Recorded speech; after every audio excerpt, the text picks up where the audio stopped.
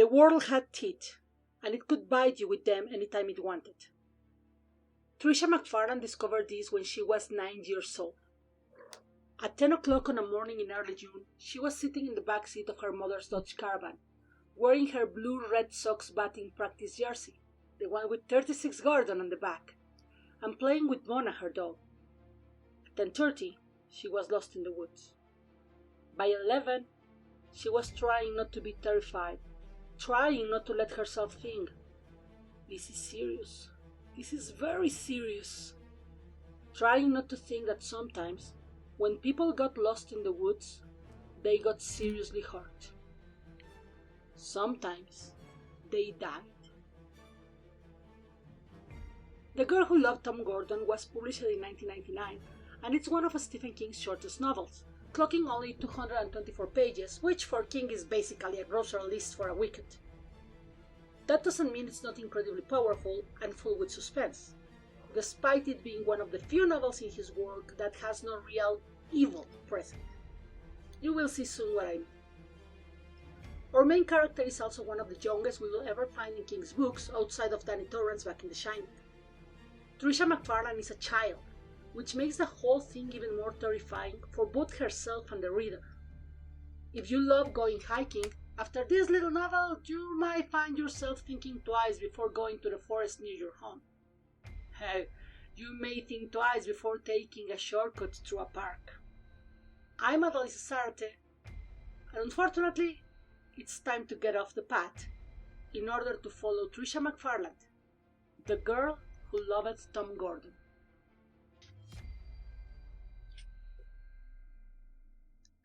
Because Stephen King never stops writing, or at least sometimes it seems like he doesn't, The Girl Who Loved Tom Gordon was published on April 1999, just a year after Bag of Bones. Unfortunately, there's not much information about the book or how it came to be, although one can imagine that it came to King in one of his many hikes on Maine's wilderness. He even points out on his afterwords that the woods are very real and it's very easy to get lost on them, and now the word very has no meaning for me anymore. It is one of the shortest books in King's works too, as I mentioned, which means that it's also one of the ones with the horror most condensed anonymity. We will not spend pages after pages getting to know everyone we met, and of course, we have a very small cast of characters. Besides Trisha McFarland, our main protagonist, we know her mother, her father and brother, although we barely see them.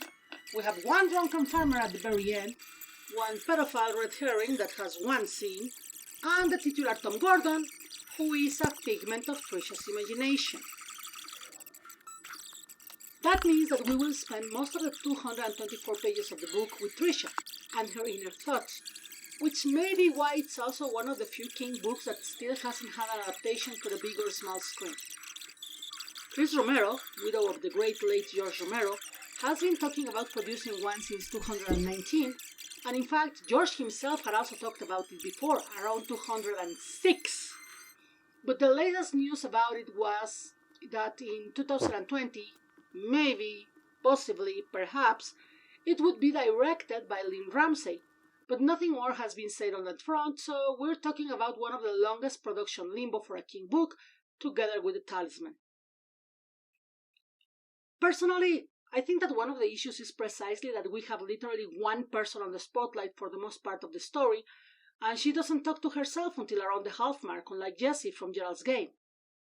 But I also thought that Gerald's Game was impossible to adapt well, and Mike Flanagan proved me wrong. So maybe Ramsay will also do that if she gets to actually, direct it. Now, let's talk about the story, which is quite simple and linear. Trisha McFarland is a 9-year-old girl who, trying to get some peace from the constant fight of her mother and teenage brother, walks out of the hiking path where they are for just a moment, just to pee. And she gets lost. That's it. That's the story. 9-year-old gets lost in the woods of Maine, news at 11. The thing is, while the plot of the story is that simple and linear, the story itself is not, because it doesn't focus on the search for Trisha. We know a bit about it, but it's very little. We focus in Trisha, and how she feels and how she got into the horrible mess she is, as well as how her perspectives about the world, life, and what is really important starts to change, even as she's still only a 9-year-old girl. More importantly, we start seeing where she puts her faith on and how that also starts changing as time passes. As you can see, the story of the girl who loved Tom Gordon is very simple. As I said, girl gets lost in the woods. So how is that story more than just a short story? Well, because Trisha is an incredibly interesting character, a quite realistic, if resourceful 9-year-old that is forced to grow horribly fast and who is reminded that not only life is not fair, but also that one can make their own luck. You may be wondering after all this, especially if you are not a baseball fan, where does Tom Gordon come in? And most importantly, who the hell is Tom Gordon? Okay, bear with me because now we are getting into my other passion, the king of sports. Tom Gordon is a former baseball pitcher who debuted for the Royals in 1988, then was traded to the Red Sox in 1996, where he was moved from a position of a starter to a closer pitcher, becoming one of the best closers of those seasons and even getting the team's record of saves in 1998. Then moved to the Cubs in 2001, to the Astros in 2002, to the White Sox in 2003, and then unfortunately to the Yankees in 2004, then to the Phillies in 2006, and finally for his last season in 2009 to the Diamondbacks. The point is that, of course, in 1999, when The Girl Who Loved Tom Gordon occurs, he had just gotten the 46 saves record, that is, started pitching when the team was losing, sometimes badly, and pitched them to victory, of which 43 were in a row, which was incredible not only at the time but also now, and only grew his legend when he retired being the only pitcher in the MLB with over 100 wins, over 100 saves, and over 100 holds. That is, kept the game with his team on top, just as the started pitcher left it, and still won. While we won't talk about the real Tom Gordon here, the fictional Tom Gordon is very important to the story, because he is the absolute favorite baseball player of young Trisha, who, being a Maine resident of course, cheers for the Red Sox. Just like her creator, Stephen King, who would write Faithful with Stuart Onan, a non-fiction book about the 2004 season of the team, when they finally won the World Series for the first time since 1918. They have since won other 3 World Series, but the 2004 was the big win after so long, especially after they had only won the American League playoffs 4 times between 1918 and 2004, the last one of those being in 1986. Okay, yes, sorry, I went into a tangent there. Going back to the book. Sorry, baseball is really a passion of mine. The reason why Trisha loves Tom Gordon so much, besides the fact that she thinks he's handsome, but being 9 years old, she will only admit that to herself when she's completely alone in the woods, is because of his unending and unfaltering faith. See, in the book, Tom Gordon has a special tick. He points to the sky after a win, thanking God for his support in the game. Trisha was not raised religious. Her mother is not interested in that, and her father is... well, her father has a very interesting view of divinity, which we will also talk about a little bit later. So Tom Gordon is the closest thing Trisha has to a religious role model. And as she realizes how much trouble she's in, how really lost she is, she needs something to hold on. Something that makes her believe that, despite the fact that she knows that the stories where children survive in the wood, not worse for wear, are just stories, and that what her mom has taught her about survival in the woods is only good for urban, tamed hiking paths, and not the nightmarish swamps she finds herself in. That's when she remembers that she has her Walkman which does speak radio, and uses it to listen to the Red Sox game that night. And she even goes as far as to think that if she gets to hear Tom Gordon close, and he gets the Sox to victory, she will get rescued. In a way, this makes the commentator for that Red Sox game and the one the next day over, because she's lost for a while in those woods, become her lifeline, which is heartwarming and a bit ironic now that Tom Gordon has retired and became precisely one of the commentators for the team. So, Trisha McFarland, Lost in the Woods this year, would be listening to Tom Gordon. So let's talk about fate and the effect it has on people. On Trisha specifically in this story, but also in every person who finds themselves in a bind. Now, this is not a there are no atheists in trenches moment. Of course, because this is Stephen King, and just as he has an obvious issue with religious fanatics, he tends to be respectful of normal religious people or people without one. So what he does in The Girl Who Loved Tom Gordon is precisely going to an analysis of fate, on what we place our faith in, and how different faith systems can even coexist within the same person. Early on in her predicament, as she listens to the first game of the Red Sox, Trisha considers what she knows about Tom Gordon's fate. The fate he has for what she calls the God of Tom Gordon. She remembers the first time she was curious about it, and how she decided that talking to her mom about it was useless because even before the divorce, her mother was a complete atheist. But her father wasn't. He was not a religious man, but he had some beliefs, and he explained to her this to her, talking about the subaudible.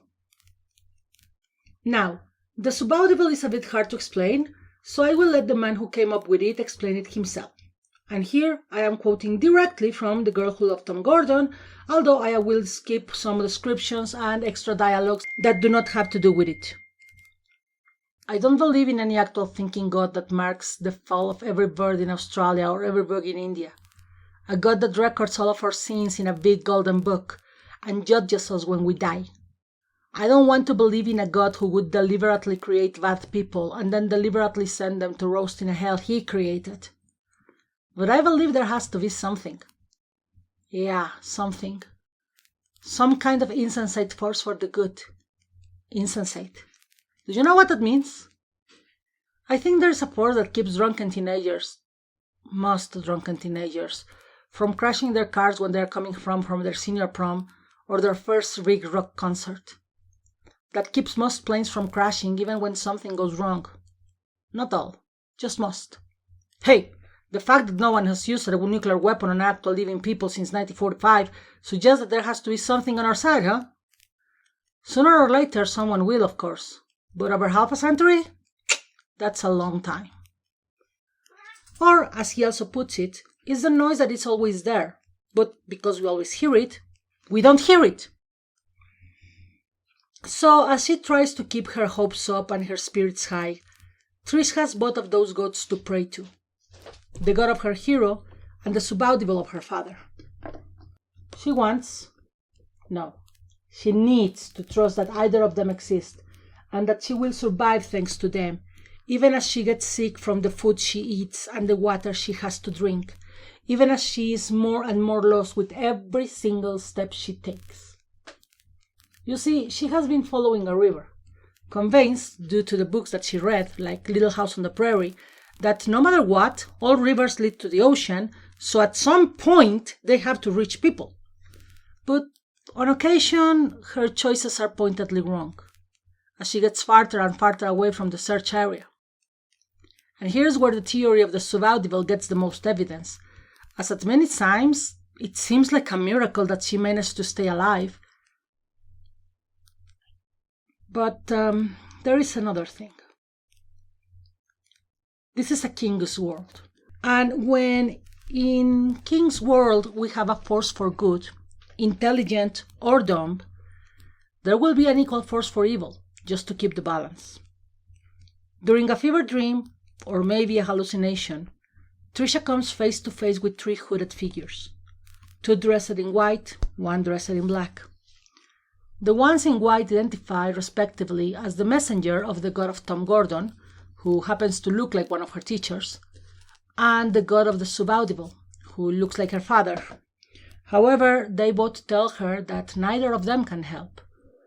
The god of Tom Gordon is too busy with all the tragedies that happen all over the world.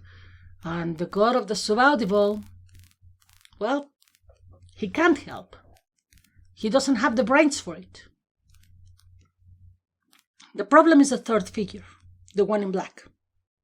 This one has a face that looks like a skeleton covered in wasps, because Trisha had a very bad experience with wasps just a few minutes before the hallucination. It calls itself the god of the lost, and warns her that once that she's lost, she has been marked as his, and he will take her. And this is where Trisha realizes that there is one more person that she must place her fate on. Not the gods of her hero and father, not even her hero who has become now an hallucination and talks to her as they walk into the forest. No. She has to put her fate on herself. If anyone is going to get her out of the gods of the lost sights, out of the mess she got herself in, out of the sights of the thing that has been following her from the moment that she stepped out of the path, is going to be her. And she has to believe in herself to make that happen. If you have never read any Stephen King book and you want to start with something short, effective, and with a somewhat happy ending, I absolutely think that The Girl Who Loved Tom Gordon is the one book you have to try. The atmosphere is incredible, and more than once you will feel that you are as lost as Trisha, and you will reconsider taking any kind of shortcut, even if you do not live near the woods, because, well, losing your way is quite easy when the god of the lost is moving around. I want to thank my dear patrons Mitch Hyman, Elaine Ho, Jessica and Ali Riley, my coffee supporter Knight, as well as my first supporter Tanya Pineda and Amy Song, who is the best person in the universe and without whom these videos would not exist. I also want to remind you that if you want to support these and my other projects and get your name mentioned here, you can do so at patreon.com/Adalisa, with a link on the description, as I know my name can be hard to spell, and with just $1 USD a month you will always be thanked in my videos, as well as get access to a ton of art before anyone else and some whips. Or if you prefer a one-off offer, at Coffee, with each dollar you will get a mention on the next video I make. If you can't support me this way, I also accept likes, subscriptions to the channel, and of course you sharing the links. I also welcome all your questions, feedbacks and suggestions in the comments below. Now, I'm afraid that we are not out of the woods. If everything goes right, we still have a way to go, to a teeny cabin in the woods where 4 friends are having a bit of an issue with their annual hunting trip on the very surreal Dreamcatcher. But if they are too busy to receive us right now, we may take a spin back to Salem's Lot to give a deeper look into the life of one late and dear Susan Norton.